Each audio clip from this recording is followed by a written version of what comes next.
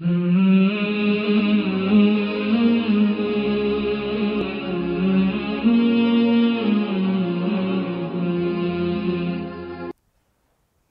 ونصلی ونسلم علی رسولہ الکریم وعلی آلہ الطیبین الطاہرین المعصومین اما بعد فقد قال اللہ تبارک و تعالی فی کلامہ المجید بسم اللہ الرحمن الرحیم یخرج الحی من المیت و یخرج المیت من الحی۔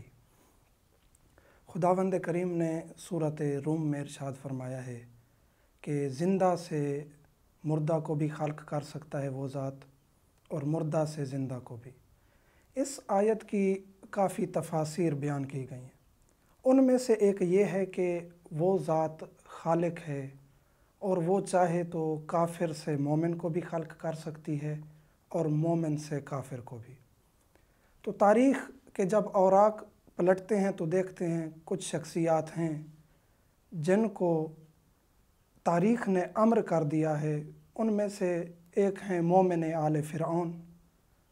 وہ واحد شخصیت تھی فرعون کی آل میں سے جنہوں نے حضرت موسیٰ کا ساتھ دیا اور ان کو قتل سے بچایا۔ فرعون قتل کرنا چاہتا تھا ان کو۔ آج ایک ایسی شخصیت کا ذکر کریں گے جنہوں نے ظلم و بربریت، سفاکیت، ہر قسم کا جرم جس خاندان میں تھا، کوئی اور نہیں بنو امیہ، اس خاندان میں اس شخصیت نے پروان چڑھی۔ یہ شخصیت یہ پیدا ہوئے جن کا نام معاویہ بن یزید ہے۔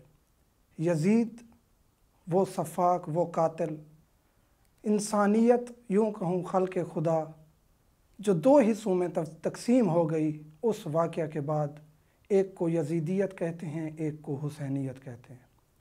تو یزیدیت کے گھر میں پیدا ہونے والا ایک نور جس کو معاویہ ثانی یا معاویہ اصغر بھی کہتے ہیں۔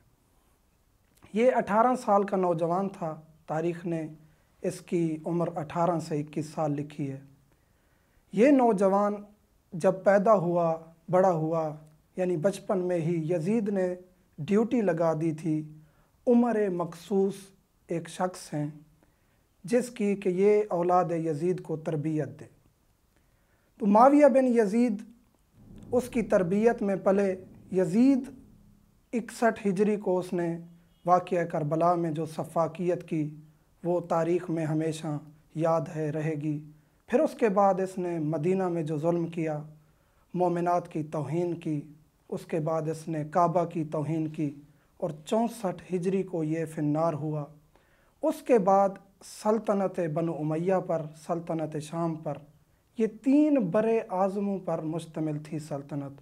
کوئی ایک ملک نہیں تھا، 3 برے اعظم تھے۔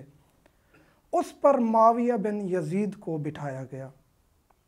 یہ کیونکہ اس شخصیت سے علم حاصل کر رہا تھا جن کے پاس نور تھا، تو یہ 40 دن بیٹھا سلطنت پر۔ مختلف روایات ہیں، 3 مہینے تک ملتی ہیں۔ یہ بے چین رہا۔ اس کی بے چینی جب بڑھی تو ایک دن اس نے منبر پہ آ کے خطبہ دیا، عوام کو اکٹھا کیا، سارے وزراء بیٹھے تھے، مروان ابن حکم بھی بیٹھا تھا۔ اس نے خطبہ دیا۔ تاریخ میں جب بھی معاویہ بن یزید کا نام آئے گا تو اس کا یہ خطبہ دہرایا جائے گا۔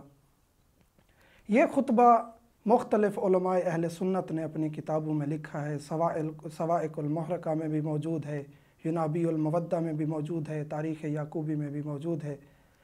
یہ خطبہ بڑا عظیم الشان خطبہ ہے جس کے الفاظ یہ ہیں: ان ھذہ الخلافہ حبل اللہ وان جدی معاویہ نازع الامر اہلہ ومن احق منہ فہو علی بن ابی طالب ورکب بکم ما تعلمون حتی اتتہ منیتہ فصار فی قبرہ رہینہ ثم قلد ابی الامر وکان غیر اہل لہ ونازع ابن بنت رسول اللہ صلی اللہ علیہ وآلہ وسلم فقوصف عمرہ وانبتر عاقبہ وصار فی قبرہ رہینا بذنوبہ ثم بکا وقال من اعظم الامور علینا علمنا بسوء مسرعہ وبؤوس منقلبہ وقد قتل عطرۃ رسول اللہ۔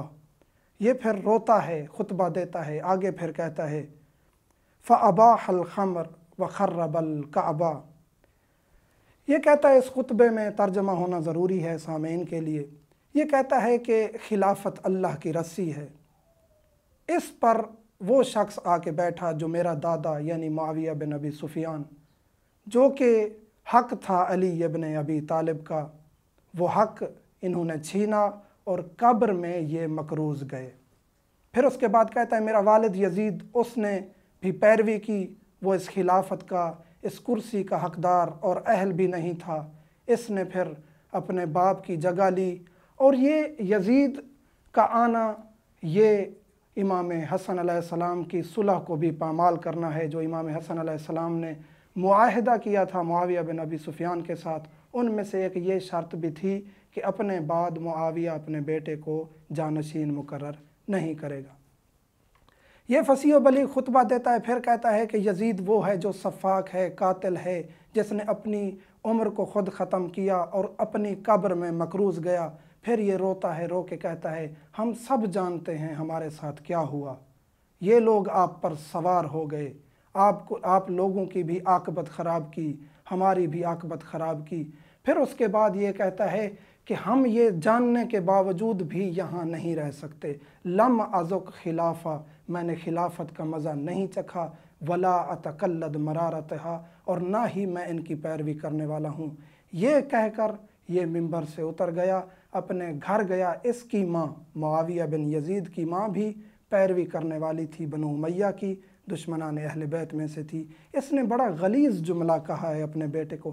कहती है, लैतक कुन्त हैज़ा वलम अस्मा बेखबरिक, कि काश तू माहवारी के दौरान लोथड़ा बन के ज़ाय हो जाता, मैं तुम्हारी खबर न सुनती। इतना बड़ा जुमला था, लेकिन ये परेशान नहीं हुआ, इसके दिल में नूर था, ये परेशान नहीं हुआ। कहता है, काश मैं ऐसा होता, लेकिन मैं तौहीन अहले बैत को बर्दाश्त ना करता। ये यहाँ एक सामीन के जहन में सवाल आएगा, इतनी जवानी में इसने 3 बड़े आज़मों की सल्तनत छोड़ दी, वो ये कि इसको उस्ताद ही ऐसा मिला था। तो हमेशा उस्ताद का, अपने मुर्शिद का इंतखाब उसको करें जो मोहब्बत अहले बैत से सरशार हो, जो आलिम बाअमल हो। उमर मखसूस वो रावी हैं जो मुअस्सक शुमार होते हैं उलमाए अहले सुन्नत के नज़दीक भी। ये रिवायत लेते थे उसामा नख़ई से, और उसामा नख़ई रिवायत लेते थे जनाब अबू ज़र गफ़ारी से, और जनाब अबू ज़र गफ़ारी मारूफ़ और मशहूर सहाबी रसूल हैं, और इमाम अली अलैहिस्सलाम के प्यारे सहाबी हैं जिनके साथ जुल्म हुआ और उनको शहीद कर दिया गया। तो ये नूर उमर मखसूस ने जब मुआविया बिन यजीद के दिल में डाला, तो उसका नतीजा ये निकला, इसने सल्तनत को भी ना प्यारा किया, इसने अपनी जवानी को भी ना देखा, और हर चीज़ ठुकरा के अहले बैत की मोहब्बत में घर में गायब हो गया। और ये तारीख़ मिलती है कि इसकी माँ ने इसको जहर दे के कत्ल कर दिया। और उमर मखसूस को, वो जो शख्सियत थी, उस्ताद थे इसके, उसको भी इन्होंने, बनु उमैया ने ज़िंदा तरगोर कर दिया, यानी ज़िंदा गड्ढे में डाल के ऊपर से मिट्टी डाल दी। जो मोहब्बत अहले बैत करता है उसको परेशान नहीं होना चाहिए। आखिर में यही कहूँगा, जो भी मोहब्बत अहले बैत रखता है उसको ये नहीं देखना चाहिए कि मुझसे कुछ छिन जाएगा ज़ाहरी तौर पे, दुनियावी तौर पे, चाहे वो बड़े आज़मों की सल्तनत क्यों ना हो, चाहे वो पैसा क्यों ना हो। हमें ये नहीं सोचना चाहिए कि हमसे कोई नाराज़ हो जाएगा, या हमारे साथ हमारी औलाद नाराज़ हो जाएगी, या हमारे कुछ असहाब दोस्त नाराज़ हो जाएंगे। जब हक़ हो, सच हो, विलायत का, अहले बैत का, दरूस अखलाकी का, इन चीज़ों का रास्ता इख्तियार करना हो, तो फिर इन सब चीज़ों को पीछे छोड़ना पड़ता है। वल्हम्दुलिल्लाहि रब्बिल आलमीन।